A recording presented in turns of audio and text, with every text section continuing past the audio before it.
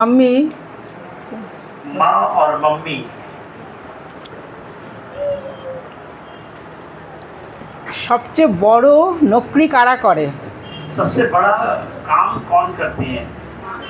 মা। माँ करती है। আর মায়েদের এই যে জব এটা হচ্ছে আনলিমিটেড। और माँ का ये जो काम है उसकी कोई सीमा नहीं है। আর মায়েরা যে এই যে সার্ভিস করেন এর জন্য কিন্তু তারা কি পান না, কোনো স্যালারি পান না। और माएँ जो ये काम करती हैं उसके लिए उन्हें कोई भी तनख्वाह नहीं मिलती है। 24/7 डेज और ये 24 घंटा और पूरा सप्ताह वो ये कैसा करती है। কিন্তু কেন কোনো স্যালারি দেওয়া হয় না? पर उन्हें क्यों कोई तनख्वाह नहीं दी जाती है? পৃথিবীতে এমন কোনো টাকা, ইয়েন, ইউরো, ডলার নেই যেটা মায়েদের দেওয়া যায়। और पृथ्वी पर ऐसा कोई रुपया, पैसा, डॉलर नहीं है जो माँ को दिया जा सके। মায়েদের এই যে নকরি, এই যে চাকরি, এটা হচ্ছে পৃথিবীর সর্বশ্রেষ্ঠ একটা সার্ভিস। और माओ का ये जो काम है पृथ्वी का सबसे सर्वश्रेष्ठ काम है। সেজন্য ঈশ্বর এর জন্য কোনো স্যালারি নিযুক্ত করতে পারেননি। और इसीलिए परमेश्वर माओ की कोई भी तनख्वाह को नियुक्त नहीं कर पाया, কারণ মায়ের জন্য এটা যথেষ্ট নয়। क्योंकि माँ के लिए ये पर्याप्त नहीं है। পৃথিবীর সমস্ত টাকা, ইয়েন, ইউরো, ডলার যে দেশে যা আছে সব একত্র করলেও মায়েদের স্যালারির জন্য উপযুক্ত হবে না।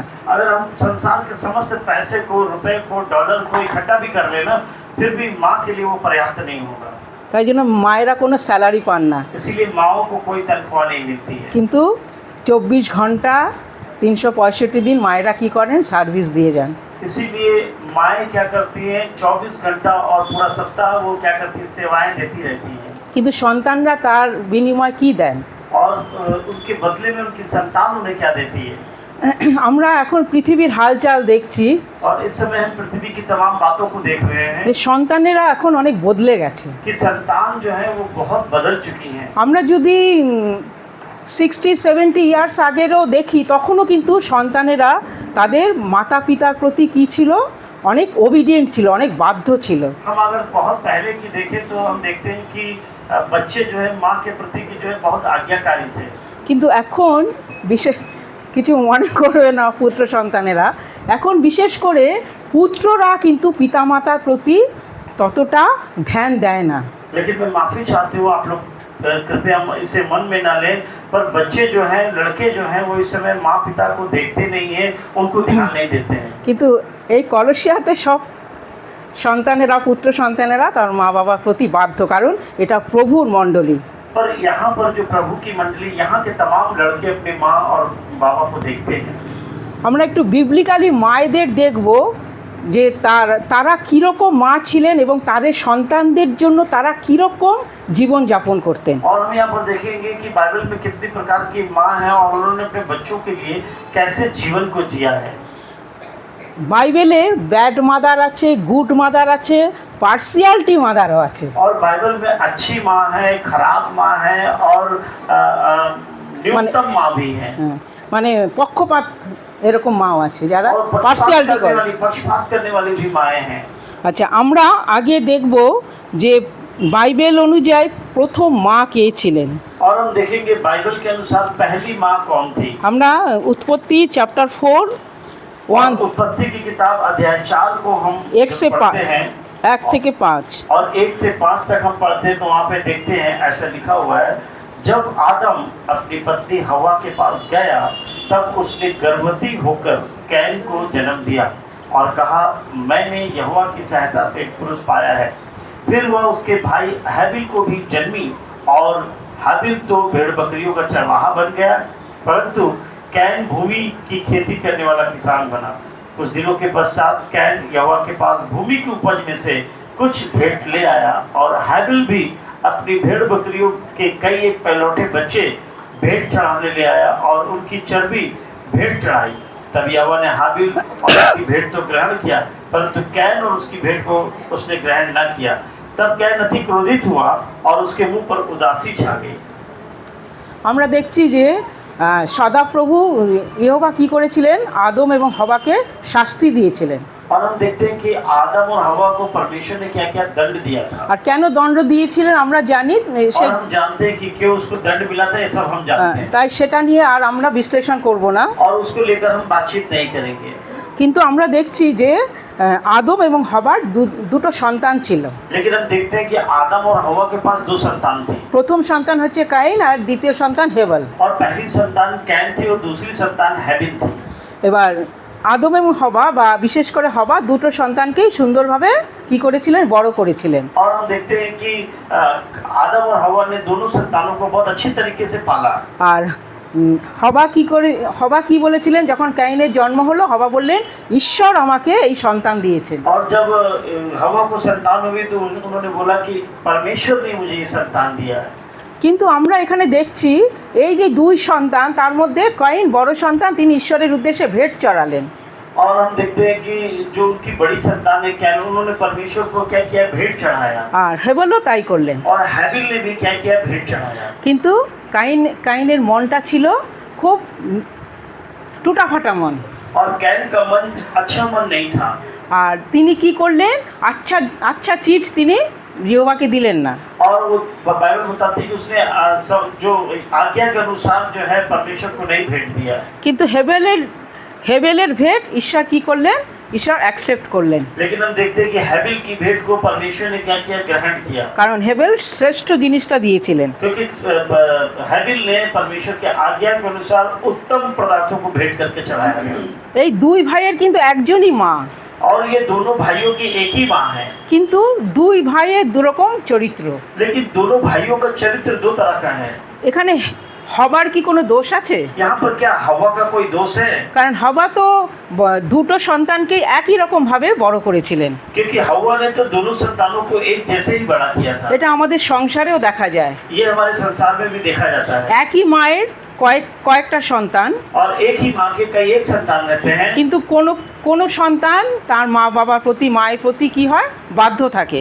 और कुछ संतान जो है अपने माँ पिता के प्रति जो है बाध्य रहते हैं। আবার কোনো সন্তান অবাধ্য থাকে। और कुछ संतान जो है वो बाध्य नहीं रहते हैं। এখানে আমরা দেখলাম হবার কোনো দোষ নেই। और यहाँ पर हम देखते हैं हवा का कोई भी दोष नहीं है। তিনি মা হিসাবে তার দুই সন্তানকে সমানভাবে নীতিশিক্ষা দিয়েছিলেন। और वो माँ के हिसाब से दोनों संतानों को नीति की अच्छी शिक्षा दिया था। কিন্তু কাইন কি ছিল, বিগড়ে গেছিল। लेकिन कैन क्या किया, वो बिगड़ गया था। কিন্তু হেবেল ঈশ্বরের দৃষ্টিতে কি ছিল, বহুমূল্য ছিলেন। लेकिन हैबिल जो था परमेश्वर की दृष्टि में बहुमूल्य था। তাই এখানে বিবলিক্যালি কিন্তু আমরা হবাকে কোনো দোষ দিতে পারি না। लेकिन बाइबल के अनुसार हम हवा को कोई भी दोष नहीं दे सकते। তার সন্তানদেরও দায়িত্ব তার মাকে অনুসরণ করা। और उनके संतानों का भी ये जरूरी है कि वो अपने माँ के चरित्र को, स्वभाव को अनुसरण करें। কারণ কি, এখানে আমরা পরের ঘটনাতে আমরা দেখেছি, আমরা পড়েছি যখন, যে কাইন অনেক শাস্তি পেয়েছিলেন ঈশ্বরের দ্বারা। और हमने बाद की घटनाओं में पढ़ा है कि कैन को बाद में परमेश्वर से बहुत दंड मिला था। আচ্ছা, আমরা আদি 4 अध्याय 16 अध्याय 15 দেখব। और हम उत्पत्ति की किताब 16 अध्याय और 15 उसके 15 पद को देखेंगे, जहाँ पे इस तरह लिखा हुआ, सो हाजिरा अब्राहम के द्वारा एक पुत्र जनी, और अब्राहम ने अपने पुत्र का नाम, जिसे हाजिरा जनी, इस्माइल रखा। আমরা জানি অব্রাহাম এবং সারার কোনো সন্তান ছিল না। और हम जानते हैं कि सारा और अब्राहम की कोई संतान नहीं थी। তখন সারা কি করেছিলেন, অব্রাহামকে তাদের দাসী হাজিরার কাছে পাঠিয়েছিলেন। और हम जानते हैं कि सारा ने क्या किया, अब्राहम को अपनी दासी हाजिरा के पास भेजा था। আর অব্রাহাম এবং হাজিরার দ্বারা একটা সন্তান হয়েছিল। अब्राहम और हाजिरा के जरिए एक संतान उत्पन्न हुई थी। আর সেই সন্তানের नाम ইসমাইল। और उस संतान का नाम था इस्माइल। হাজিরা ঈশ্বরকে ধন্যবাদ দিয়েছিলেন এই সন্তান লাভের জন্য।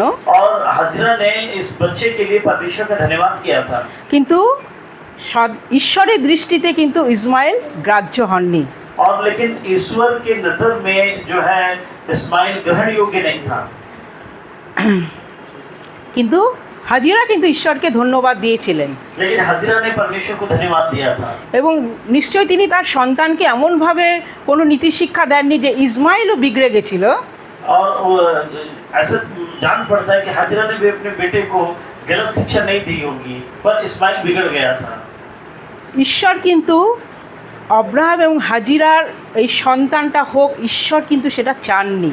और अब्राहम और हजरा की संतानों ऐसा परमेश्वर ने कभी नहीं चाहा था। তাই পরমেশ্বর এই সন্তানকে পরমেশ্বর কি করেননি, কোনো মান্যতা দেননি। इसलिए परमेश्वर ने इस संतान को क्या किया था, मान्यता नहीं दिया। আমরা ওই আদি 21 2 আর 3 দেখব। हम लोग उत्पत्ति की किताब 21 अध्याय और उसके 2 और 3 को पढ़ेंगे, जहाँ पे इस तरह लिखा है, इसलिए सारा को इब्राहिम से गर्भवती होकर उसके बुढ़ापे में उसी नियुक्त समय पर जो परमेश्वर ने उससे ठहराया था एक पुत्र उत्पन्न हुआ, और इब्राहिम ने अपने पुत्र का नाम जो सारा से उत्पन्न हुआ था इसहाक रखा। আমরা জানি যে অব্রাহাম এবং সারার কোনো সন্তান ছিল না বলেই কিন্তু ইসমাইলের জন্ম হয়েছিল। हम जानते हैं कि सारा और अब्राहम की कोई संतान नहीं था, इसीलिए इस्माइल का जन्म हुआ था। কিন্তু ইসমাইল ছিলেন কি দাসীর পুত্র, দাসীর সন্তান। लेकिन इस्माइल जो था वो दासी का पुत्र था। কিন্তু সারা আর ইব্রাহিমের যে সন্তান হলো সেটা হচ্ছে স্বাধীনার সন্তান। और हम देखते हैं कि सारा और अब्राहम की जो संतान हुई वो स्वाधीनता की संतान हुई। আর ঈশ্বর এই সারার এবং ইব্রাহিমের এই সন্তানের জন্য কিন্তু ঈশ্বর নিজেও অনেক প্রচেষ্টা চালিয়েছিলেন। और सारा और अब्राहम की संतान के लिए परमेश्वर ने बहुत सारी प्रतिज्ञा की थी। যখন ইব্রাহিমের যখন 75 ইয়ার্স ছিল তখনই কিন্তু ঈশ্বর তার কাছে বাধা করেছিলেন যে তোমাকে আমি একটা সন্তান দেব।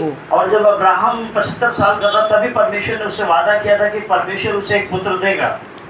এবং ইব্রাহিমকে এজন্য 25 ইয়ার্স ধীরজ রাখতে হয়েছিল। और इसीलिए अब्राहम को 25 साल इंतजार करना पड़ा। কিন্তু অব্রাহাম এবং সারির যে সন্তান হবে তার জন্য কিন্তু ঈশ্বরের একটা পরিকল্পনা ছিল। लेकिन अब्राहम और सारा से जो उत्पन्न होगा संतान, इसके लिए परमेश्वर का कुछ योजना था।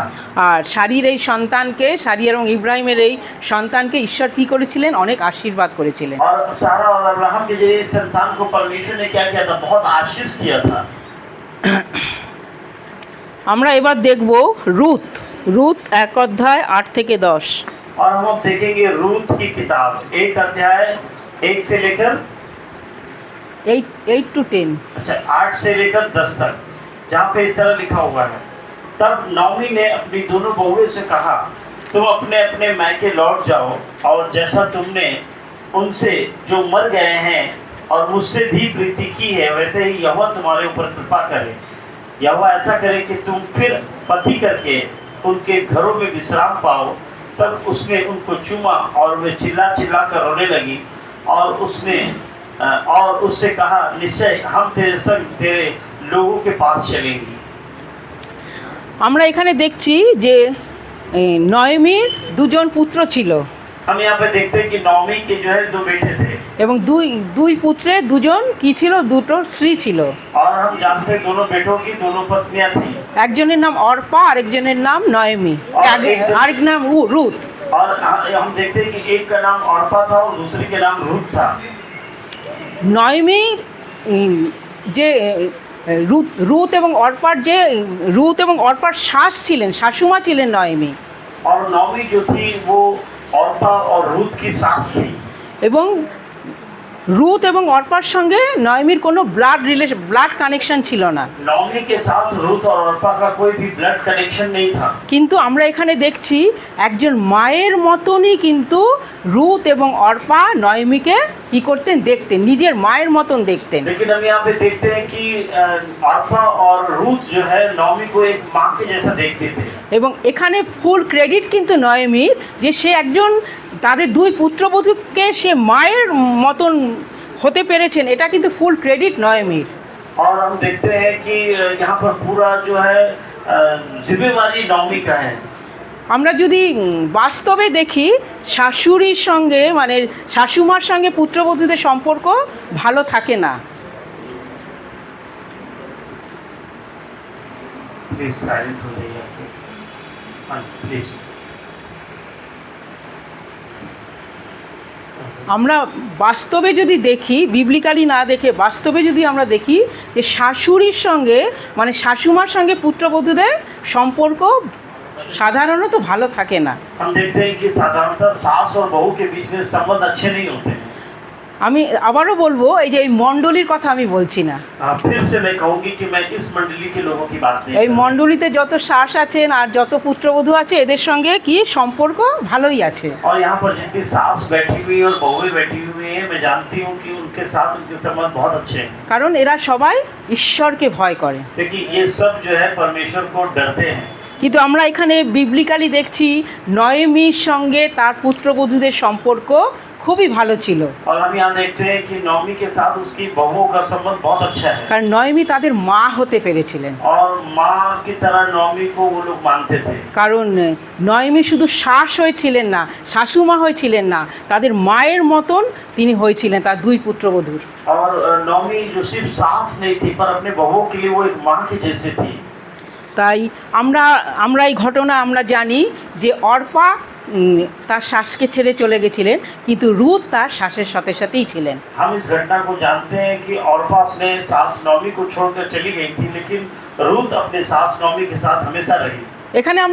এখানেও আমরা দেখছি যে নয়মি তার দুই পুত্রবধূর সঙ্গে একই ব্যবহার করতেন, দুই পুত্রবধূকেই ভালোবাসতেন, और हम কিন্তু यहाँ पे देखते हैं कि नौमी अपने दोनों बहुओं को प्यार करती थी, दोनों के साथ एक जैसा व्यवहार करती थी। কিন্তু রুথ তার শাশুমাকে ছেড়ে যাননি, কারণ তার শাশুমা কি ছিলেন, একাকী হয়ে গেছিলেন, একা ছিলেন।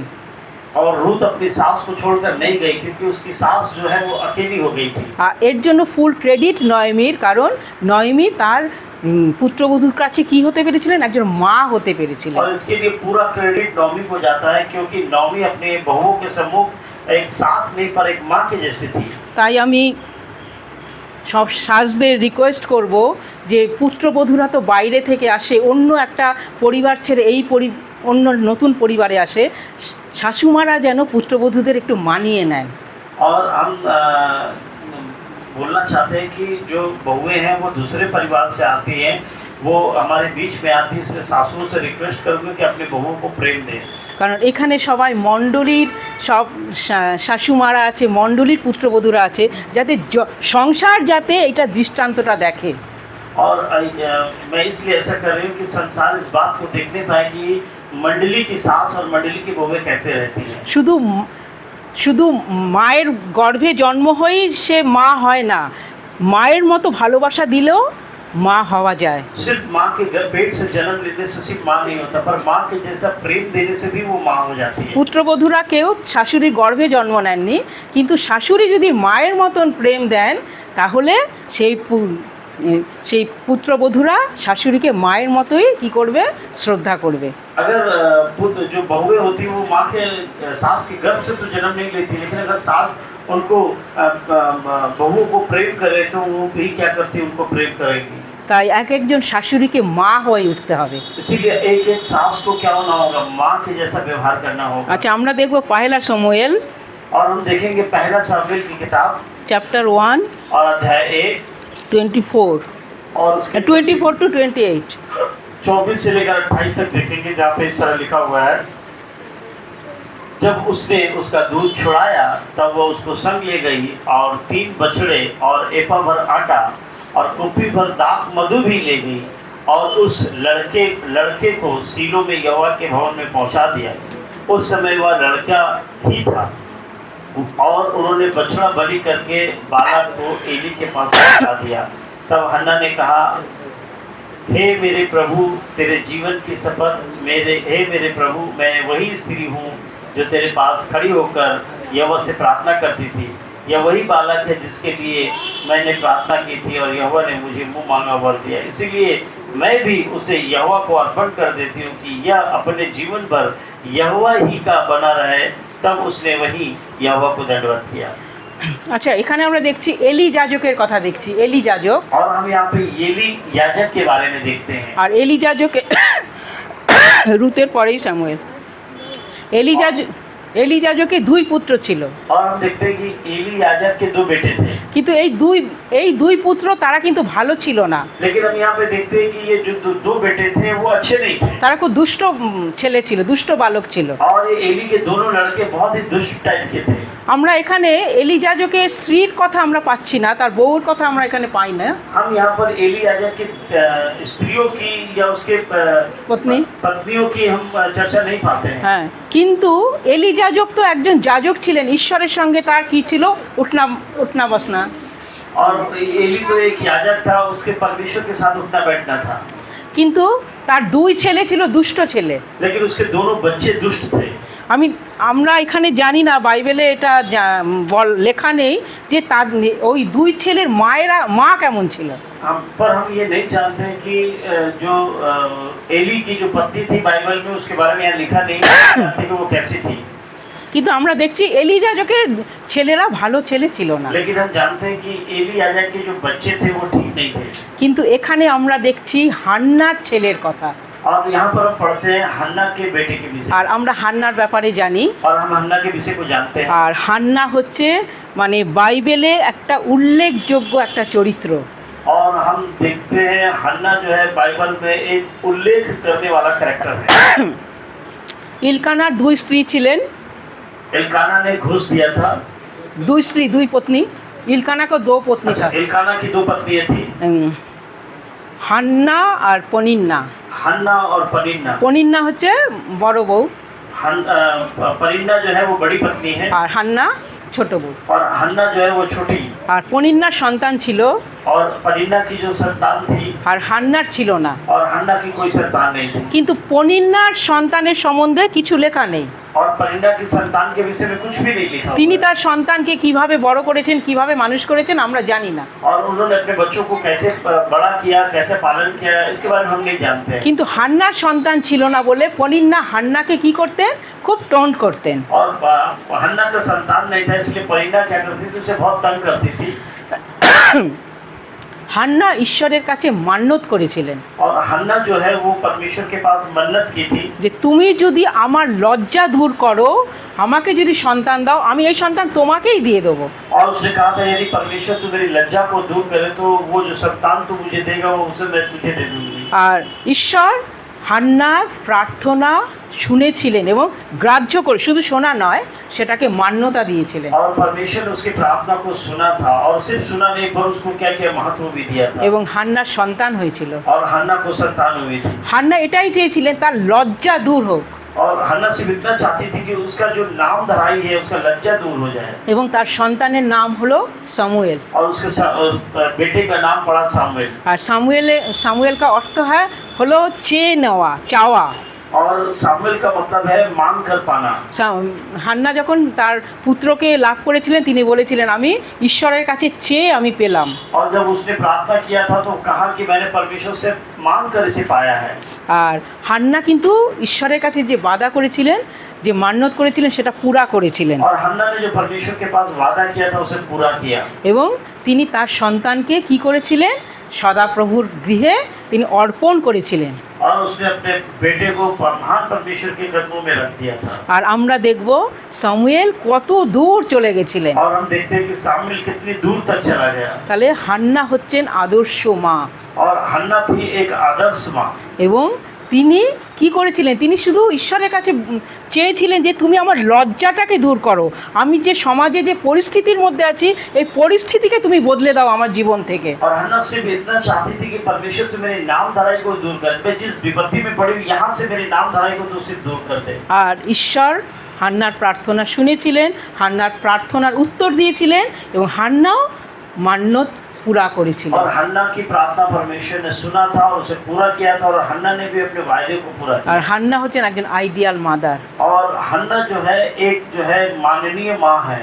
আর আমরা সর্বশ্রেষ্ঠ মায়ের কাছে যাওয়ার আগে আমরা একটু ব্যাড মাদারের কথা একটু বলে নিই। और हम अच्छी माँ के पास जाने से पहले खराब माँ के बारे में भी चर्चा कर लें। হেরোদ রাজা ছিলেন। और हम जानते हैं हेरोद राजा था।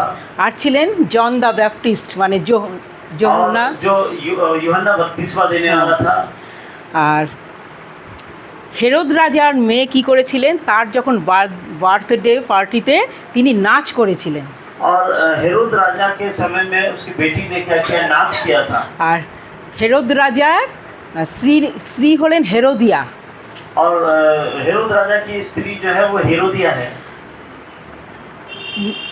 হেরোদিয়া তার মেয়েকে বলেছিলেন যে তোমাকে আমি একটা গিফট দিতে চাই।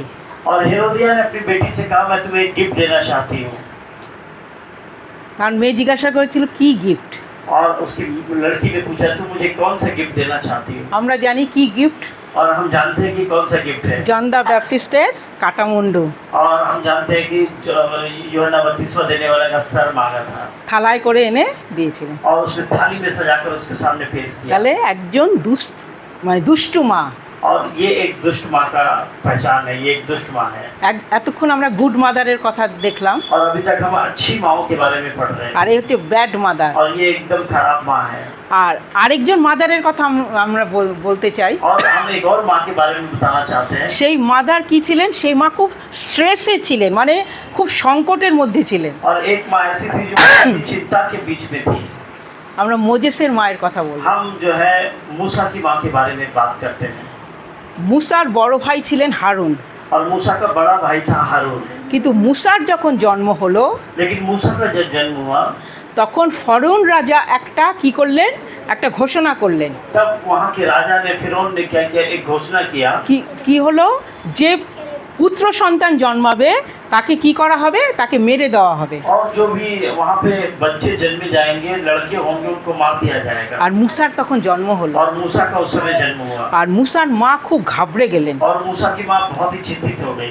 কিন্তু তার তো আরেকটা বড় পুত্র ছিল, হারুন ছিল, और लेकिन उसका तो एक और बेटा था, बड़ा था हारून उसके पास কিন্তু था। মুসার জন্য তিনি খুব চিন্তিত হলেন। लेकिन मूसा के लिए वो बहुत चिंतित है। এবং আমরা জানি মুসাকে তিনি কি করেছিলেন, একটা বাস্কেটের মধ্যে ভরে জলে ভাসিয়ে দিয়েছিলেন। और हम जानते हैं कि मूसा को उन्होंने एक लकड़ी के बक्से में भर के उसको पानी में बहा दिया था। আর ফরৌনের মেয়ে কন্যা কি করেছিলেন, সেই বাচ্চাটার দায়িত্ব নিয়েছিলেন। और हारून की बेटी ने क्या किया था, फिरौन की बेटी ने क्या किया था कि उस बक्से से बच्चे को ले लिया था। মানে এটা হচ্ছে বাঘের ঘরে ঘোগের বাসা।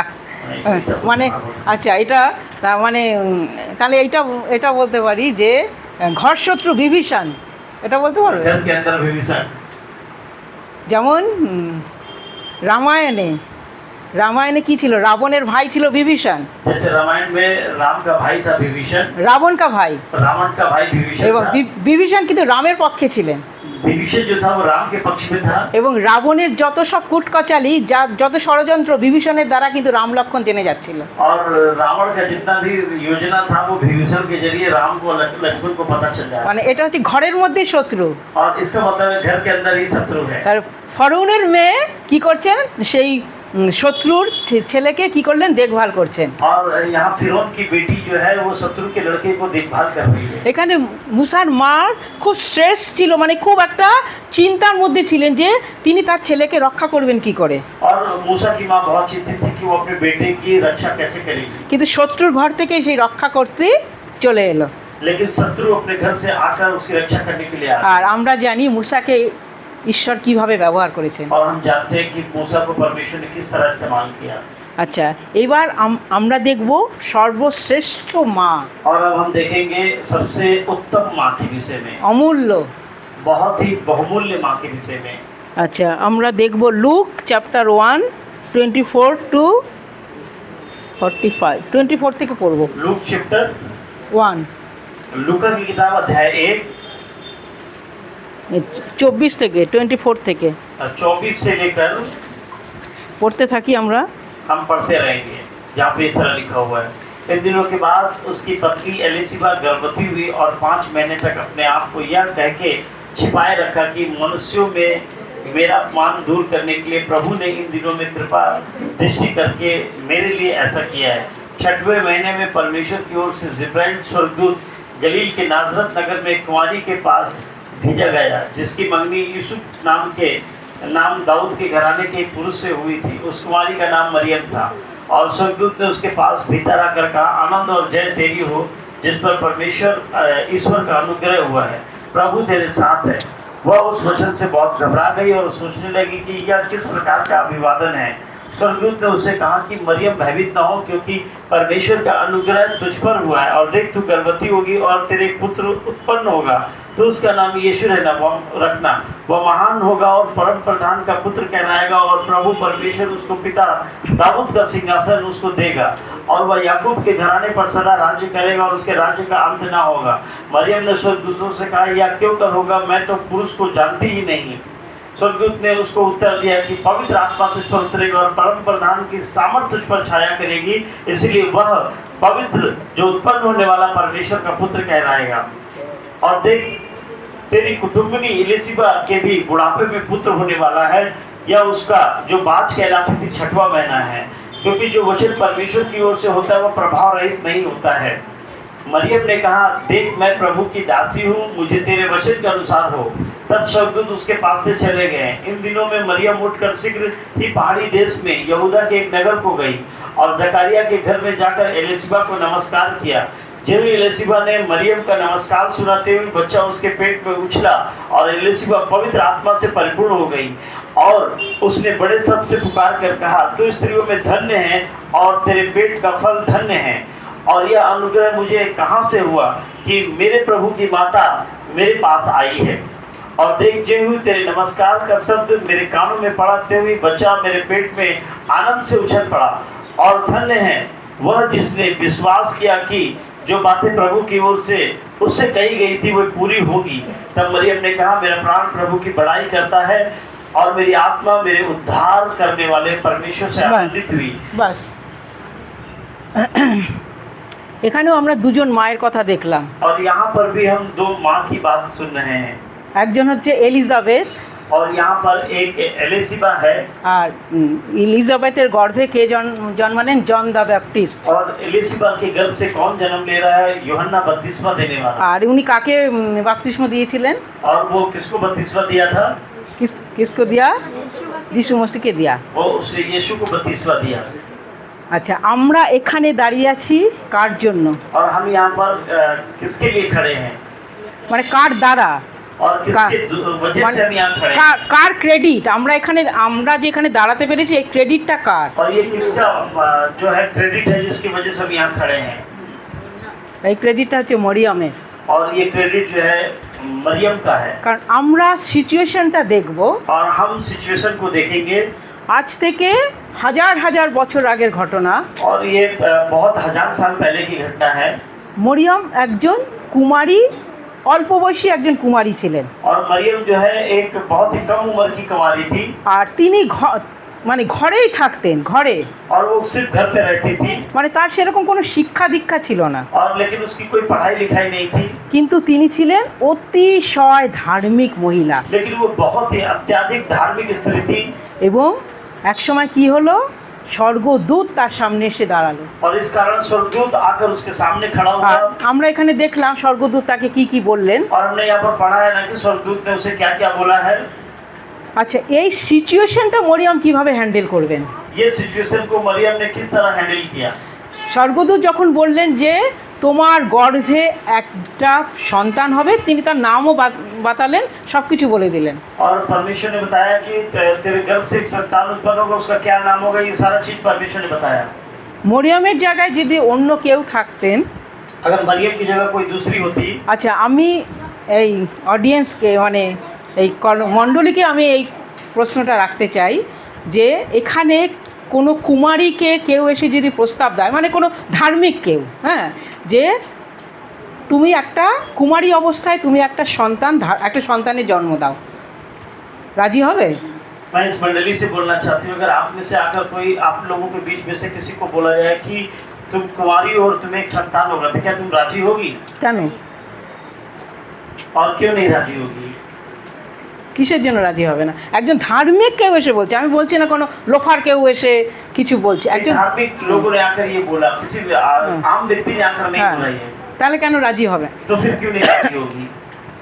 কি কারণ হতে পারে রাজি और না? इसका कारण क्या हो सकता है? কিছু তো কারণ আছে। कुछ तो कारण होगा, राजी नहीं होने সবাই का। সবাই একমত যে রাজি হব না, রাজি सब एक मत है क्या हम राजी नहीं होंगे? মীরা রাজি হবে। হ্যাঁ, কারণ আছে। इसका एक कारण है। কারণ সবাই কুমারী, क्योंकि सब कुंवारी हैं। সমাজের একটা লজ্জা আছে, समाज में एक लज्जा का विषय है সমাজ আঙ্গুল তুলবে, और समाज उंगलियां उठाएगा। সমাজ দুটো কারণে আঙ্গুল তোলে। समाज दो कारणों से उंगली उठाएगा। এক, যদি কোনো ভার্জিন কোনো কুমারীর যদি সন্তান হয় সমাজ আঙ্গুল তুলবে किसी যে कुंवारी को कोई संतान होगा तो समाज उंगली उठाएगा লুজ ক্যারেক্টারলেস। और उसको बोलेगा ये कैरेक्टरलेस है। আরেকটা কারণে আঙ্গুল তোলে সমাজ, और एक और कारण से हम उंगली उठाता है समाज, যদি সন্তান না হয়, यदि अगर संतान नहीं होता है तो। যার জন্য হান্নাকে অনেক পরিশানি পেতে হয়েছিল। और इसलिए हन्ना को बहुत परेशानी हुई थी। আর এখানের হচ্ছে মরিয়মের কাছে একটা প্রস্তাব এলো, তোমাকে সন্তানের জন্ম দিতে হবে। और मरियम के पास एक प्रस्ताव आया कि तुमको एक संतान को जन्म देना होगा। তাই এখানে মরিয়মের সিচুয়েশনটা কি হলো? और मरियम की यहाँ पे स्थिति क्या है? মরিয়ম ঘাবড়ে গেলেন। मरियम घबरा गई। তিনি স্বর্গদূতকে বললেন যে আমি কি করে সন্তানের জন্ম দেব, কারণ আমি তো কোনো পুরুষকে জানি না। और उसने कहा कि मैं कैसे संतान को जन्म दूंगी, क्योंकि मैं किसी पुरुष को नहीं जानती। আমি তো একজন কুমারী। मैं एक कुंवारी स्त्री हूँ। স্বর্গদূত বললেন যে তুমি ভয় করো না। और स्वर्गदूत ने कहा तुम्हें भय नहीं करना है। এটাই মরিয়মের কাছে একটা অস্ত্র হয়ে গেল। और ये मरियम के पास एक जो है आश्रय हो गया। হ্যাঁ, কারণ যিনি বলছেন তিনি বিশ্বস্ত, তিনি ঈশ্বরের থেকে আগত স্বর্গদূত, তিনি বলছেন তুমি ভয় করো না। और स्वर्गदूत ने उससे कहा कि तुम्हें भय नहीं करना है। তোমাকে যে প্রপোজটা দিচ্ছে একটা অ্যাবনর্মাল প্রপোজ, কারণ তুমি কুমারী। ये जो प्रस्ताव है ये बहुत ही असाधारण प्रस्ताव है, क्योंकि तुम कुंवारी हो। মানে এটা একটা অস্বাভাবিক, একটা ইম্পসিবল। একটা কুমারী কেন সে এরকম গর্ভবতী হবে? এটা একটা ইম্পসিবল, একটা কি হলো, একটা প্রস্তাব দেওয়া হচ্ছে। কিন্তু সঙ্গে সঙ্গে কি বলছেন, তুমি ভয় করো না, কারণ আমি ঈশ্বর থেকে এসেছি।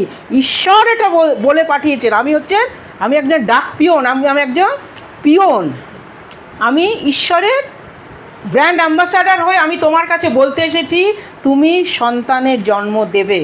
और मैं प्रभु का दूत होकर तुमसे कहने आया हूँ कि तुम संतान को जन्म दोगी, इसलिए असाधारण बात है, तुम्हें भयभीत होने की जरूरत नहीं। আর মরিয়ম কোন কথাটাতে মরিয়ম আশ্বস্ত হলেন, ভয় করিও না। और मरियम किस बात से बहुत ही स्थिर हुई कि भय नहीं करना तुम।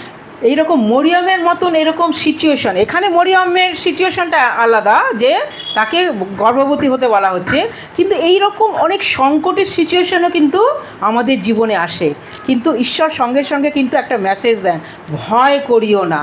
और हमें कई बार ऐसी स्थितियों से गुजरना पड़ता है और परमेश्वर हमें संदेश देता है कि तुम्हें भय नहीं करना है। আর মরিয়ম কি করলেন? মরিয়ম বললেন প্রভুর ইচ্ছা, ঈশ্বরের ইচ্ছা আমার জীবনে পূর্ণ হোক, আমি প্রভুর দাসী। और मरियम ने कहा परमेश्वर की इच्छा मेरे जीवन में पूरी हो, क्योंकि मैं प्रभु की दासी हूँ।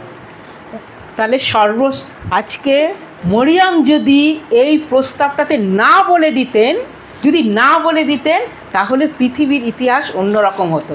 अगर मरियम इस बात को ना कर देती तो आज पृथ्वी का इतिहास अलग तरह से होता। তাই মরিয়মের কথা নিয়ে আমরা বিশেষ কিন্তু চর্চা করি না। और मरियम की बात को लेकर हम विशेष चर्चा नहीं करते। আমরা কিন্তু उद्धार পেয়েছি মরিয়মের জন্য। लेकिन हम उद्धार जो है मरियम के जरिए पाए हैं। মরিয়ম যদি এই প্রস্তাবে রাজি না হতেন, তিনি যদি এই প্রস্তাবটাকে অ্যাকসেপ্ট না করতেন, আমরা কি প্রভু যিশুকে পেতাম? আমাদের উদ্ধারকর্তাকে কি পেতাম? अगर मरियम इस बात को मानती नहीं तो क्या हम प्रभु यीशु मसीह को पा सकते थे? আমরা প্রভু যিশুকে কি করি? ধন্যবাদ দিই, প্রভু যিশু আমার কি হয়, আমার সাহারা, সব কিছু বলি, কিন্তু মরিয়মের নামটা আমাদের উচ্চারণ করা দরকার, যেটা ক্যাথলিক সমাজ করে। और मरियम, हम प्रभु यीशु मसीह का सब कुछ बोलते हैं, धन्यवाद करते हैं, लेकिन मरियम के विषय में कुछ नहीं बोलते हैं, जबकि कैथोलिक समाज मरियम के विषय में प्रार्थना करता है। ওরা কিন্তু মাতা মারিয়াকে খুব স্মরণ করে, এটা और वो माता मरियम बोलकर वो उसको बहुत स्मरण करते हैं। কিন্তু আমরা আমাদের উদ্ধারকর্তা, আমাদের ত্রাণকর্তাকে পেয়েছি মরিয়মের জন্য, তার স্যাক্রিফাইস। যখন তিনি হ্যাঁ বললেন, সমাজে যে তাকে এত কথা তো বাইবেলে লেখা যায় না, সম্ভব না, কিন্তু তাকে যে সমাজে কত নিন্দা শুনতে হয়েছে, কত টিটকারি যে তার মধ্যে এসেছিল, আমরা সেটা বুঝতে পারছি। और उस समय मरियम को कितना ताड़ना सहना पड़ा होगा, कितना बदनामी सहना पड़ा है, हम इसको नहीं जानते, लेकिन ये बाइबल में लिखा हुआ है, लेकिन उनको सहना पड़ा होगा। আমরা সেই যুগের কথা বাদ দিলাম, এখনকার এই পরিস্থিতিতে, এই যুগে, এই সময়েও কোনো কুমারী যদি গর্ভবতী হয়, কনসিভ করে যদি কোনো কুমারী, সমাজ কি বলবে? সমাজ কি বলবে? अगर इस समय भी इस युग में भी अगर कोई कुमारी गर्भवती होती है तो समाज उसके विषय में क्या कहेगा? সমাজ কি সেই মেয়েটার দিকে আঙুল তুলবে তো? तो क्या वो तुलबे? समाज उस लड़की की तरफ उंगलियां उठाएगा? तो আমি সব পুরুষ এবং মহিলাদের কাছে জানতে চাই, সমাজ मैं কি सब করবে? पुरुषों और सब स्त्रियों से जानना चाहती हूँ, সমাজ কি করবে? समाज क्या करेगा? হ্যাঁ, আঙ্গুল তুলবে।